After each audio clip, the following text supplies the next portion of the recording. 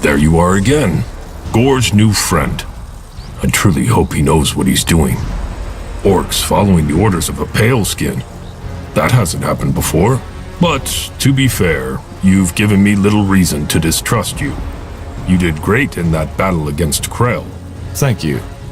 So you're the commander of the Firewielders? Chieftain. And I serve Gore, our High Chieftain, who follows your advice. In other words, I'm the third down the list. Mainly, I'm here to make sure our warriors stay in shape and are well equipped. And if you're willing to invest some coin, I might even come up with a way to permanently increase their strength. There was something I wanted to ask about what happened in Barker Gore. You asked us to bring you the K-Ran's champion's head because he did something to your sister. What exactly happened? Sorry, Tahar, but that's none of your business.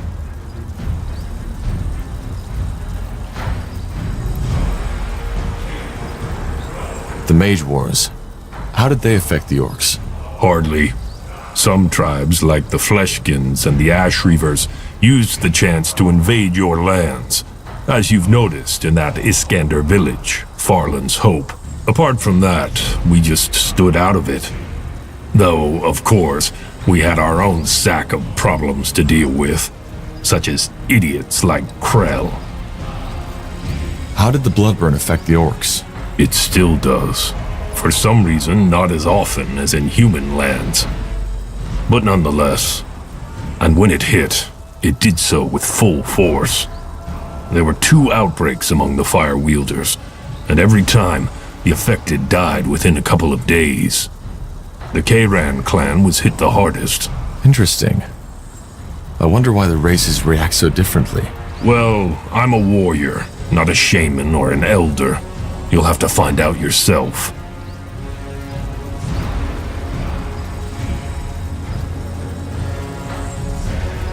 Can you tell me more about the Firewielders? About your traditions? Well, since Gore is now our High Chieftain, he's the one you should talk to. But I'll do my best.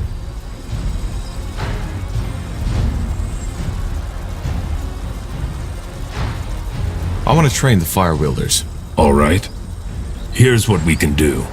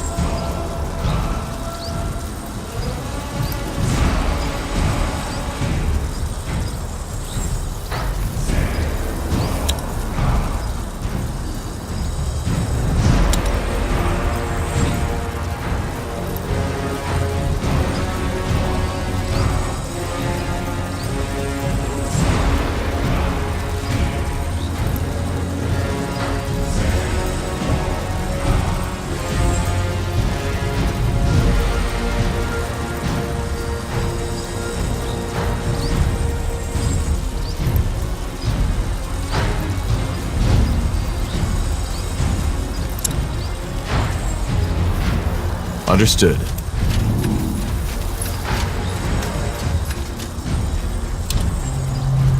Yes?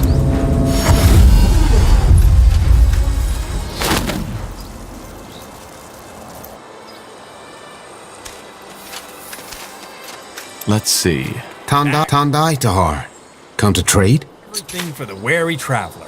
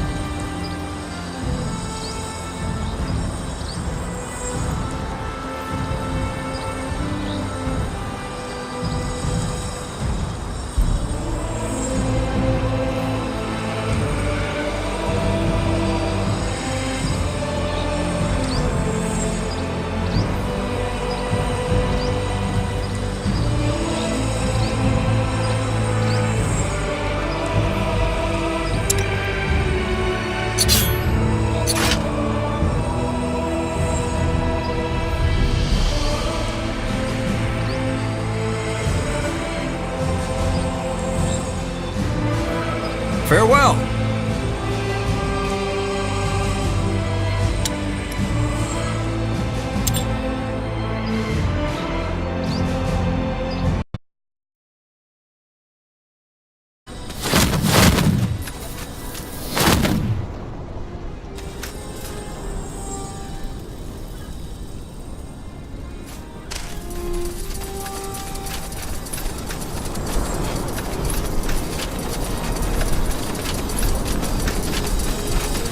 Tahar, over here!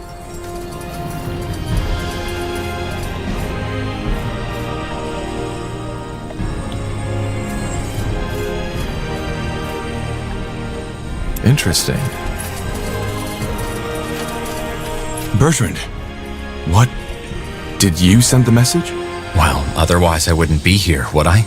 And no, this isn't an ambush. The Harbinger doesn't know I'm here, and if he found out, well, it would get unpleasant.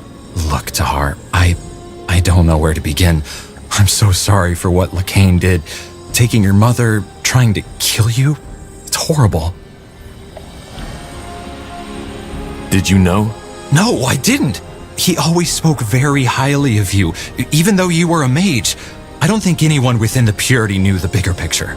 But now that I do, it makes sense. He needs the power of the Shaper Woman to open the gate. I just don't understand why he would try to kill you. By guiding the Harbinger to the Shaper Woman and ending the Bloodburn, you serve the All-Father just as he foresaw it.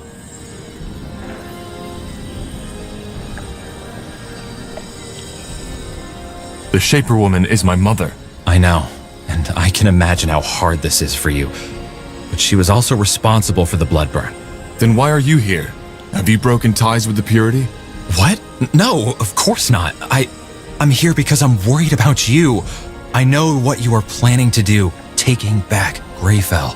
You can't win this, Tahar, and all you will achieve is cause even more suffering. Aeonir will return. It's a divine plan, and it is the Purity's responsibility to see it through. The longer you struggle, the more bloodshed you will cause. We will cause.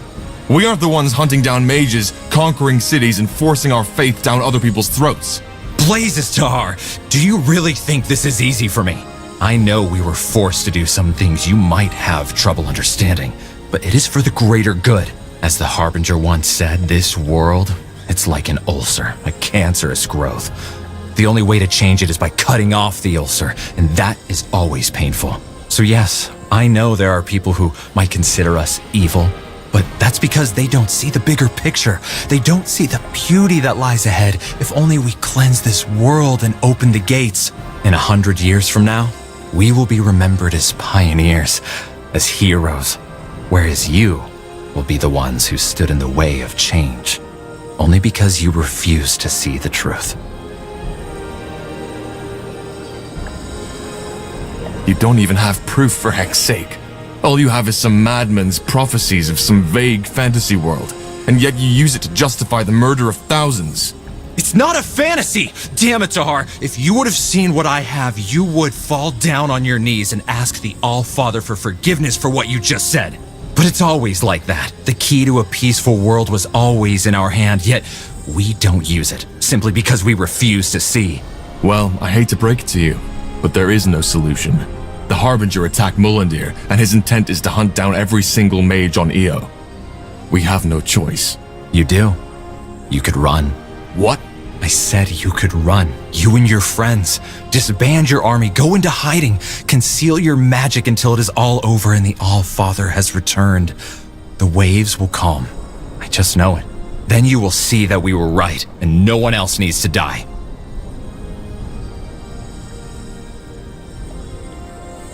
Apart from the ones who refuse to give up, or who are unlucky enough to be hunted down by your Lightbringers.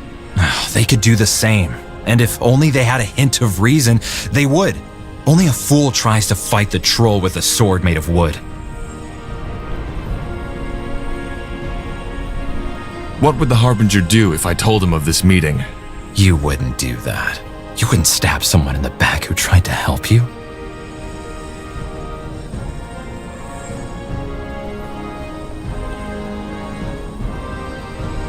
I can't, Bertrand. I don't get how you don't see this, but the Purity is a threat for all of Io. I can't and won't let them murder more people. Well, I had a feeling you would say that. Then it seems the only way to settle this is more bloodshed. I never imagined it would ever come to that, you know? And I hope it hadn't.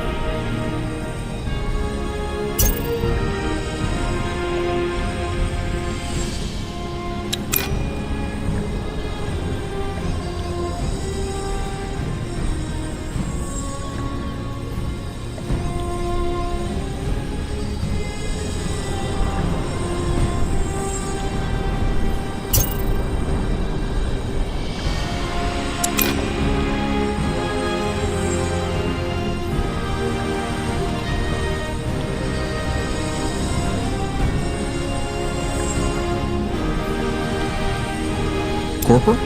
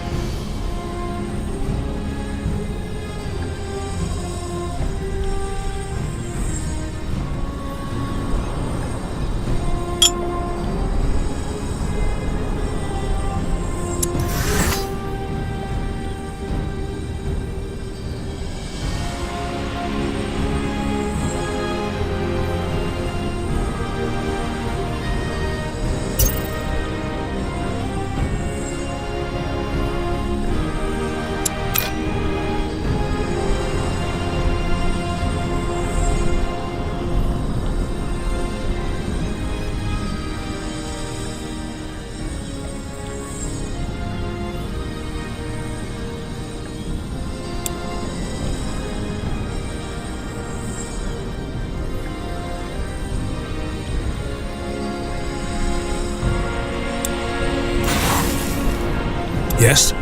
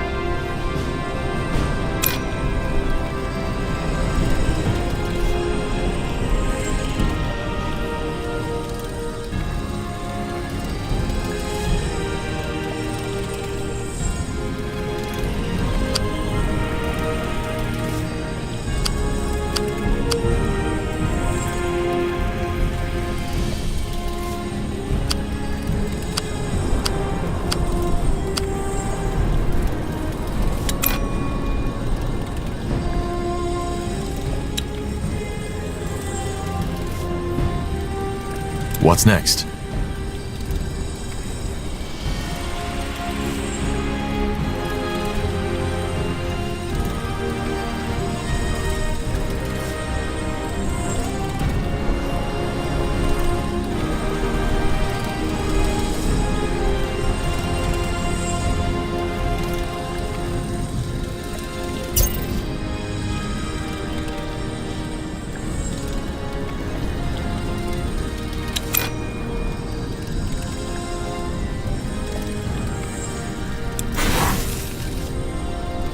Anything on your mind?